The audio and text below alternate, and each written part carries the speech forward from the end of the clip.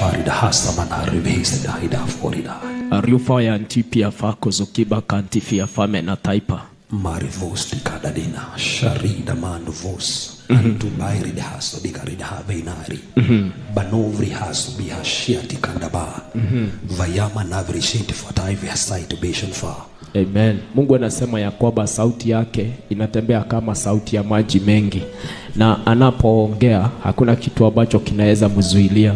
Na anasema ya kwamba yale mambo ambayo amepanga kwa huu mwaka wa 2026 hakuna jambo ambalo litazuilia wala kusimamisha.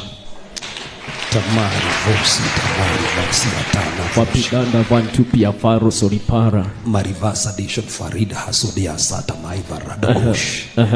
Aiva redation airovai sabina barado fasaida dan. Banu vasaita bairizi ataivu shiata. Voi patai marado fasate gana mazo pai badation for 3 pakai barede gata. Voyata bishon fazea tikadari. Viri fasaiti dation fais biridation. Ampai barado vos panamaru vosa. Antavari de heshia fire. Na Mungu anasema ya kwamba tuzidi na kuombea taifa, kwa maana taifa inaonekana imegawanika katika sehemu 3. Sehemu ya kwanza itakuwa na njaa, sehemu ya pili itakuwa na magaidi, na sehemu ya 3 itakuwa vita kati ya jamii kwa jamii nyingine. Antuva sai parade hasu bihasai bashata. Panai vosutia barata vosipa amarufa satama. Maifo soti dahara dano vosi ya paria. Matoka damari vosi ataka bainara. Pumi ya vasa pima radikeshi matikara.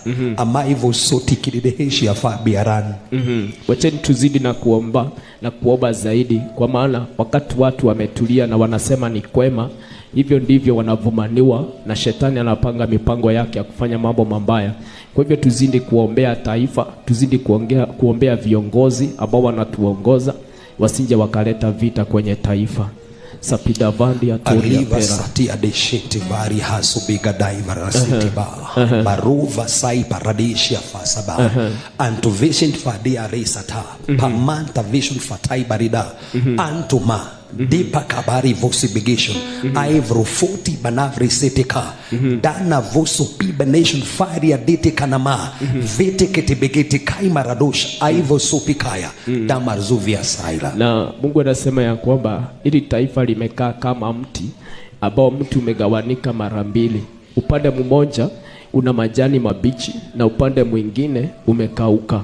Na Mungu anasema ya kwamba kwa mambo ya kiroho yatakuwa yameinuka na yatakuwa kama majani mabichi, lakini kwa mambo ya kitaifa